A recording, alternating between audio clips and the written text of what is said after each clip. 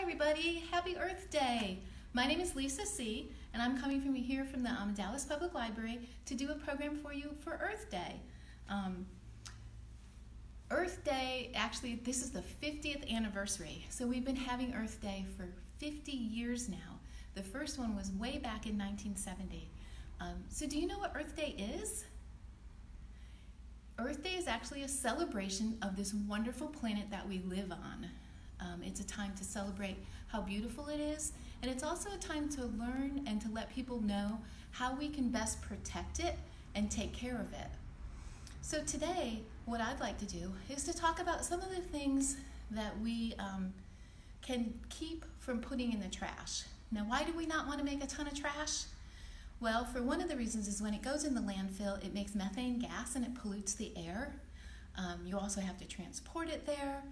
And then you need to spend money to buy new things. So sometimes you can reuse things.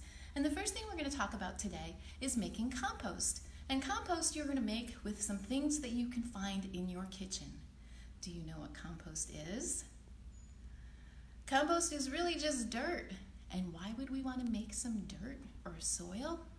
Well, this is special soil that has lots of nutrients in it that can feed all of the plants that grow around us. So in order to make compost, you need a few things. First of all, you're going to need some air, which is all around us. We're going to need some water, and then we're going to need some materials to make into compost. So we're going to need a couple of different types of materials. The first type of materials are green materials. It doesn't mean that they're green in color, but we do call them green materials, and they are going to provide nitrogen. That's one of the nutrients into the soil that we'll need. So if you look at my bin here I've been collecting, I've got some old kale that was all dried up, we're not going to use, some other vegetable scraps, some peels like potatoes and carrots and cucumber peels. I've got the end of an old broccoli stem, some stems of some greens I didn't use, and then you can put some fruit things in here, anything that you cut off of fruits. A banana peel. What kind of peels are these? Orange peels. And then this is from a mango. And besides all of the fruits and vegetables, peels and seeds and cores and things like that, you can also put coffee grinds in there, including the filter. You can just throw the whole thing in there. So if anybody in your house drinks coffee, you can use those. Or if you're not a coffee drinker, you can also put the tea bags with the tea in there.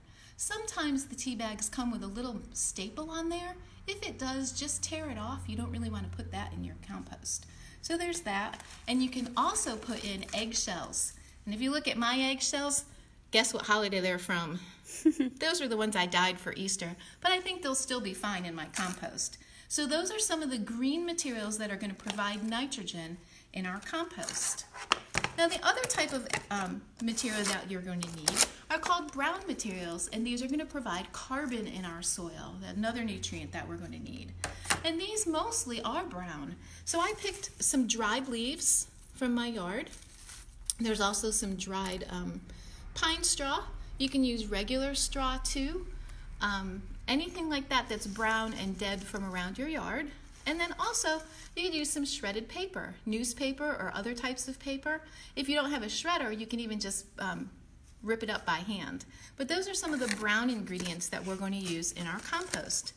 And lastly, to make this compost, we are going to use a little bit of soil. You can go outside and dig some up, or you can buy some potting soil, whatever you have around.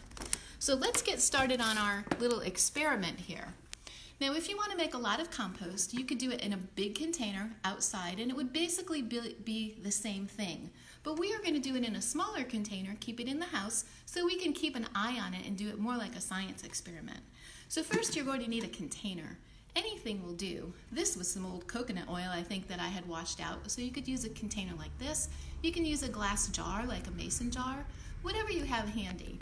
We're going to take our jar, and the first thing we're going to put in it is some of the soil that we had. Let's see how my little handy scoop works. I'm going to scoop some soil and put a little layer in it like that. Next, you're going to get some of your green materials, and do you remember where did they come from? From our kitchen. Oh, and I forgot to show you. I'm going to show you now. This is my compost container. This is from my kitchen. It's what I use. Used to be a pretzel container. Now it's my compost. All kinds of yucky things in here. I keep it for about a week, and then I dump it into my garden. I have a compost in the middle of my garden. It's called the keyhole garden. But when you smell your compost, look at that. It's kind of disgusting.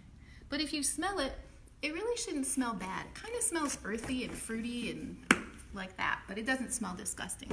But back to our compost jar. We've got our soil in there, and then we've got our green things in there. I'm going to use these. They're a little fresher than the ones in there.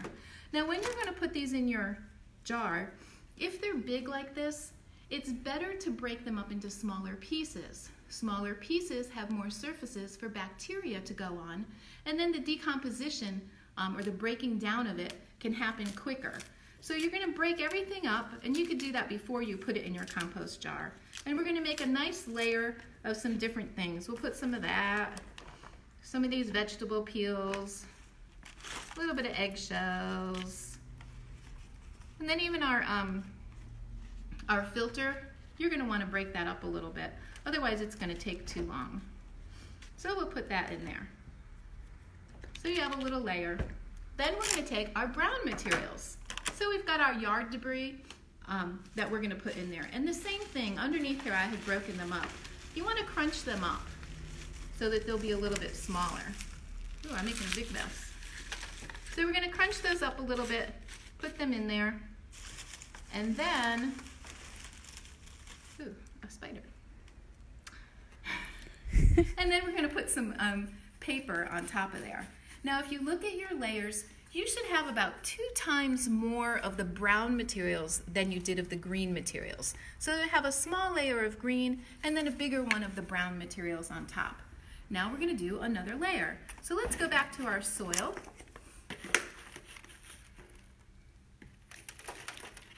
I think it works better with my hand. Put some soil in there. And do you remember which one came next? It was our green materials. So I'm just going to grab a handful of these and spread them around. Got some bananas and my tea leaves and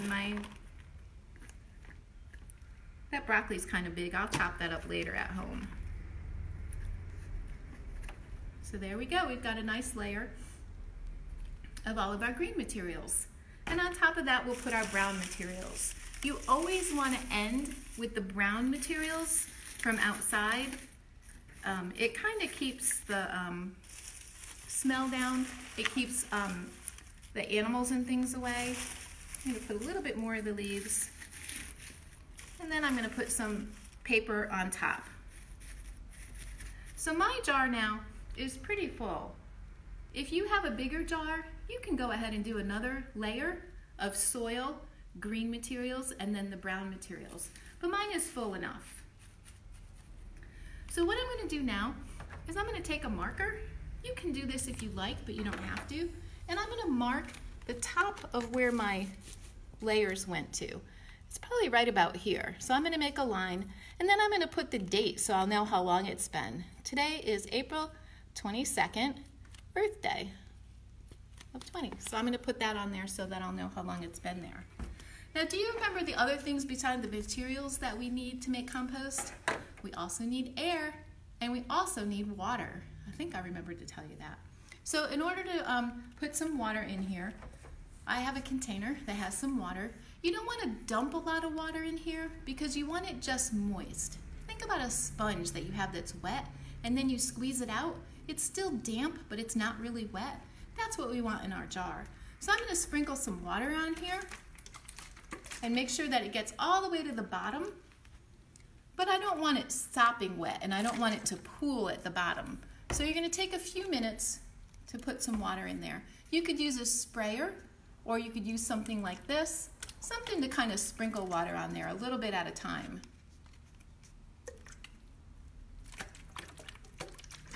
You can always go back and add more water if it dries out. This could probably use a little bit more water, but it will take time to seep down. I'll probably add some water to that later. I'm going to go on to our next step. But make sure that it gets wet just slightly all the way down. And that will take a little while, like I said, to get all the way to the bottom. Then it needs air. So if I put the cover back on there, it's going to be airtight. No air is going to get in. So there's a few things you can do. You can either put some holes in the top if you'd like to, or I decided to take a piece of material, just from an old shirt or something, put it over the top and fasten it with a rubber band. And that way air can get through. You can also do that with a paper towel too.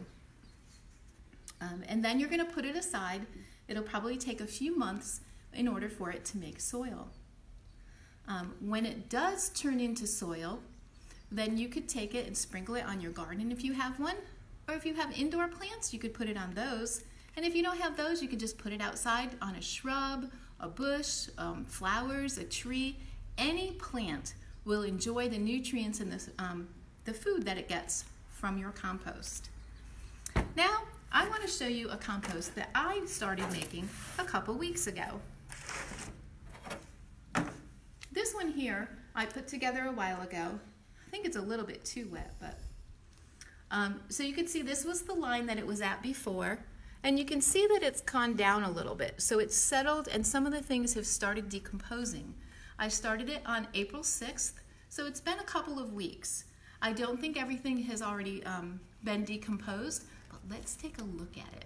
I have not done this yet. Might be kind of disgusting, but let's look in there and see if we can see what's still in here. I'm going to spread out some newspaper because it is going to be messy. And let's take a look and see what's in here. Use my chopsticks. So you can see the layers are coming out, and you can see some different things in here. You can still see some cabbage. You can see some paper here that has not decomposed. You can see some little bits of vegetables. You can kind of smell it now too, and you can see some water in here. This one I actually made a little bit too wet. I did it too quickly and it settled to the bottom. But you can see some of this is starting to break down. There are still a lot of leaves here. But there were a lot of fruits and vegetables in here, and I don't really see a lot of them. You can see little pieces. Oh, that's brown paper. I think actually some of my things have, ew, it is kind of smelly. It's a little bit too wet. The next one I'll keep drier. But as you can see, there aren't a lot of vegetable peels in here. It's mostly the paper that hasn't broken down. So most of my vegetables have broken down. It's not ready yet. It'll probably still take another month or so before it's actually like crumbly soil that I can put on things. But that was my experiment here. I am going to take this out of the way now. I'll just put it over here. Okay, so besides making compost, there's some other things that you can do to keep things out of the landfill. You can reuse things. And as you can see, I've reused a lot of jars and containers already. It's kind of a joke around my house. I love jars and containers and I save them all the time. But we use this for the experiment. All of these were actually just from lettuce containers, and I had these handy to be able to bring this in to do this with you. I used a recycled dishwash detergent thing to put the water in, but you could also use this in the tub to play with. You could make like puffy paint and use it in here. There's a lot of things you could do with this. My scoop I made from a big container. Do you know what comes in here? This was a big vinegar container. I cleaned it out and I cut it off and I made the scoop. You could also open this up like that, and it could be a funnel. And then the bottom part here is a nice container. You could decorate it and draw on it and use it to put plants in. You could put your compost in here and plant something. You could use it as a little bucket for Legos or for toys. You could use it for a lot of things. I'm going to show you a few other things. You could do other things besides containers, but like I said, they're my favorite. This was a honey jar. I washed it out, and now I bought some bulk tea, and I could use it to store that. You could use it for little toys and things too. Do you know what comes in here? I bet most people do. It has a little sprinkle top, our sprinkled cheese, Parmesan cheese. It's a perfect container to sprinkle things out of. I use it for baking soda that I use for cleaning, or like a carpet cleaner that I made, and it can store in there. But you can use this for a lot of other things. I'm just showing you some things that I grabbed from around my house that I use. So if you have an old shirt, doesn't fit anymore, or it has stains on it so nobody else wants to wear it either, you can make it into a cool tote bag. We did this at the library a while ago, but you'll just take your t-shirt, cut off a sleeve, cut off the other sleeve, cut off the neckline, and then at the bottom, you'll cut a fringe and tie them together. There's a lot of YouTube videos about how to do it. You could either leave the fringe on the outside, or you could tuck it into the inside. And there you go. You've got a handy tote bag to put your books in, your toys in, your shopping in, whatever you'd like. I also did printing on here. If you have some paints that are good for fabric, this was a fork and this was a block, and you could do some printing like that, and that's another way to reuse things for art projects. Here we go, a cool container. This could be so many things. Your egg container. A while ago in the library, we did a program on Africa, and we played a game called Mancala. And I used egg cartons to make the Mancala game. So you can use it for that. You can cut them apart and paint them, make little flowers out of them. And I bet you could think of a lot more things that you could do with this egg carton. So that is your assignment for Earth Day. Go and look around your house. See what you have that you could make or use for something else. If you want to, it could be an egg carton, and I would love to see your creations. So if you do make something, take a picture of it and put it on the comments for this program. It'll be on there, and I'll go back and look. I would love to see what you come up with. Now, so for the very last thing, if you don't reuse things, you can also recycle them. Here in Paulding County, we do have recycling. Right now, they're not taking everything because some of their suppliers aren't working. But if you look at containers that are plastic, on the bottom, they have a little triangle with a number in it. Here in Paulding County, they recycle numbers 1 and 2. So this could be recycled. Here's a strawberry container. If you look on the bottom, look for the recycling symbol. That's a number 1. They take that in Paulding County too. They take plastics number 1 and 2. They also take things like cardboard, toilet paper rolls, cereal cartons or cracker cartons, junk mail. They take newspaper. All of those things can go to recycling. In Paulding, oh, almost forgot this. They also take cans, like soda cans, and they take cans like canned tomatoes. All of those things you can bring to the recycling center here in Paulding County. Bread bags, shopping bags, plastic shopping bags, and newspaper bags. They don't take there, but you can bring them to your grocery stores like Publix or Target, I know, takes those as well. So if you can't reuse something, then you can recycle it too. Thank you so much for coming to the program today. I hope you enjoyed it, and I hope you show me all of the creative things that you come up with today.